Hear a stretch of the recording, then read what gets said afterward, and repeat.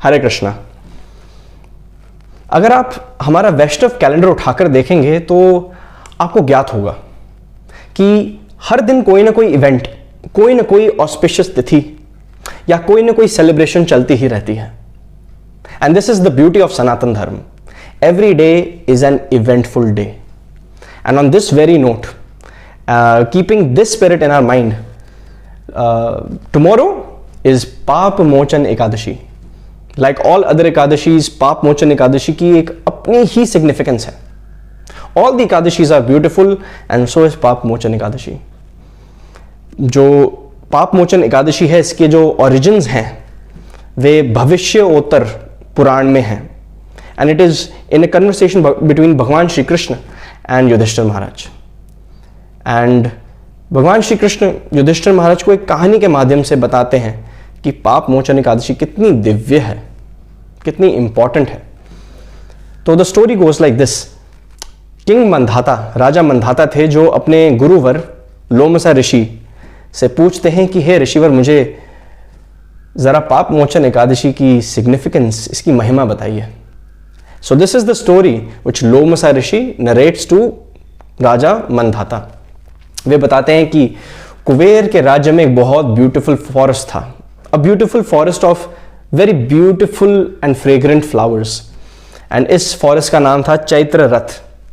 अब चैत्र रथ के गुणगान हर लोक में प्रसिद्ध थे, यहां तक कि अप्सराएं, है ना, राजा इंद्र स्वयं इस चैत्र रथ नाम के फॉरेस्ट में आते थे पूरी सीनिक ब्यूटी को एंजॉय करने के लिए, because it was so beautiful.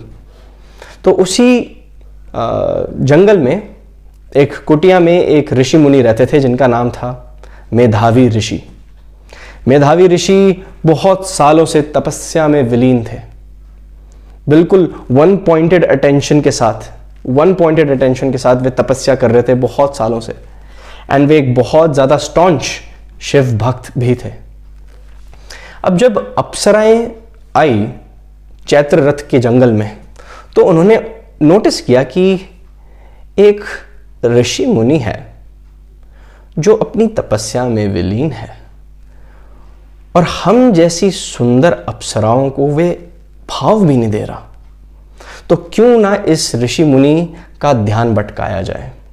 तो फिर उन सभी अप्सराओं ने मिलकर एक षड्यंत्र रचा, एक प्लान फॉर्मुलेट किया कि कैसे हम सिर्फ इसका ध्यान नहीं बटाएंगे, है ना, इसकी तपस्या भी भंग करेंगे और इसका पतन भी करवाएंगे। तो फिर जब पूरी बैठक हुई इन अप्सराओं की, तो फिर दे डिसाइडेड कि उन्हीं में से एक अप्सरा जिनका नाम था Manju Ghosh, she will be the selected candidate to go and bewilder the mind of Rishi Medhavi Rishi. तो फिर यही हुआ। तो मंजू घोष ने, जो एक बहुत सुंदर अप्सरा थी, बहुत एंटाइसिंग, वेरी प्रिटी ब्यूटीफुल अप्सरा थी, उन्होंने मेधावी ऋषि के कुटिया के पास ही अपना घर बनाया और हर दिन वे घर के बाहर वीणा लेकर बहुत मधुर आवाज में गाती थी। अब मेधावी ऋषि के कानों में ये स्वर पड़े एंड वे सोचने लग गए कि अगर आवाज इतनी सुंदर है तो ये महिला कितनी सुंदर होगी। तो इवेंचुअली क्या हुआ, मेधावी ऋषि का ध्यान गया उस अप्सरा पे and he got enticed, he got overcome by lust and उनको पता भी नहीं चला, उनकी तपस्या भंग हो गई। तो फिर in the many years to follow, for the next 57 years, 9 months and 3 days, उन दोनों ने एक दूसरे का संग बहुत ही एंजॉय किया, एवरी डे एंजॉय किया। And after 57 years, 9 months and 3 days, उस अप्सरा ने बताया मेधावी ऋषि को कि इतने सालों से मैंने आपकी कंपनी एंजॉय किया, आई एम वेरी श्योर आपने भी मेरी कंपनी एंजॉय ही की होगी। तो फिर मुझे लगता है कि मुझे वापस इंद्रलोक, वापस स्वर्ग चले जाना चाहिए, क्योंकि आपने बहुत देर मुझे एंजॉय कर लिया है एंड मेरा पर्पस भी सॉल्व हो गया है। तो फिर मेधावी ऋषि ने बोला कि अभी अभी तो तुम आई हो, अभी कितने साल और हमने इकट्ठे साथ बिताने हैं, एंजॉय करना है। तो फिर जो मंजू घोष अप्सरा थी उन्होंने बड़े हंसते हुए मेधावी ऋषि को बताया कि क्या आपको पता है 57 साल बीत गए हैं, 9 महीने और 3 दिन बीत गए हैं, हमें एक दूसरे की company every single day enjoy किए। आपको पता भी चला इतना समय बीत गया। क्योंकि मेधावी ऋषि वॉज ऑफ द नोशन कि अभी सिर्फ आधी रात ही बीती है तुम्हें मिले, हालांकि 57 ईयर्स बीत गए थे। वे इतने उस अप्सरा के एसोसिएशन में इंटॉक्सिकेट हो चुके थे, नशे में इतने धुत हो गए थे कि वे भगवान, तपस्या, सत्व गुण और इन सभी चीज़ों को का परित्याग कर चुके थे और उन्हें पता भी नहीं था कि वो त्याग चुके हैं। उन्हें पता भी नहीं था कि आधी रात नहीं 57 साल से ज़्यादा बीत गए हैं।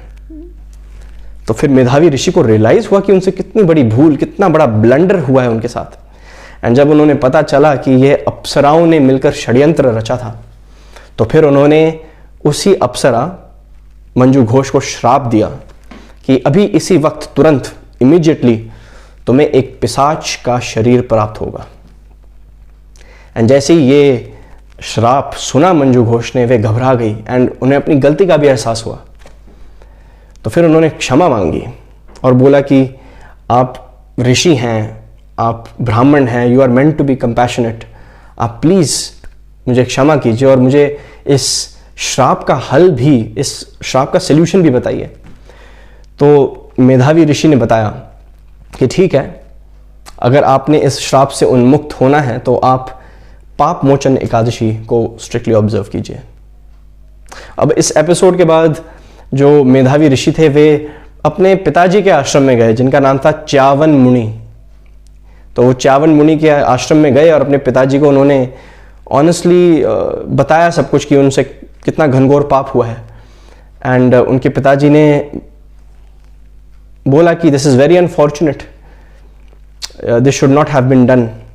एंड जब प्रायश्चित के लिए उनके पुत्र ने, मेधावी ऋषि ने सल्यूशन मांगा, तो उनके भी पिताजी ने उन्हें सेम सल्यूशन दिया। उन्होंने बोला कि पाप मोचन एकादशी को स्ट्रिक्टली ऑब्जर्व कीजिए, क्योंकि पाप मोचन एकादशी बहुत ही दयालु है। क्योंकि अगर किसी व्यक्ति ने किसी ब्राह्मण की भी हत्या की हो, गर्भ में किसी फीटस या एम्ब्रियो की भी हत्या की हो, मदिरा पान का खूब शोषण किया हो, यहाँ तक कि अपने गुरु की पत्नी का भी शोषण या उनके साथ गलत तरीके में एसोसिएशन किया हो, तो तब भी आपको इन सभी पापों से मुक्ति प्रदान हो सकती है अगर आप पाप मोचन एकादशी को फॉलो करें। एंड इस एकादशी को फॉलो करने से वह पुण्य प्राप्त होता है जब कोई हजारों काउज एंड काफ्स किसी को दान में दे। So this is the significance of Paap Mochan Ekadashi.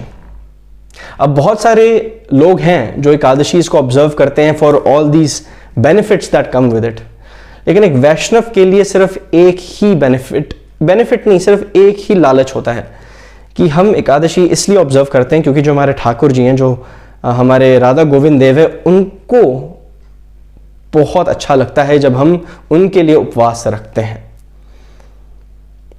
सो आप सभी से आग्रह है कि इस दिव्य एकादशी का लाभ उठाएं, भगवान का नाम लें, हरि नाम में भाग लें, कीर्तन में नाचिए, गाइए, मंदिर में जाके ठाकुर जी के दर्शन कीजिए, क्योंकि यह पाप मोचन एकादशी है। ये एक बम्पर ऑफर है मार्केट में जो कल 24 घंटे के लिए एक्टिवेटेड रहेगा। And please refrain from intake of any grains, any cereals. आप फलहार ले सकते हैं, दूध पी सकते हैं और बाकी अन्य चीज़ें खा सकते हैं जो ग्रेन्स ना हो। सो पाप मोचन एकादशी की यही सिग्निफिकेंस है। हम सब पापी पुरुष हैं, nobody is perfect, so let's use this opportunity to use ourselves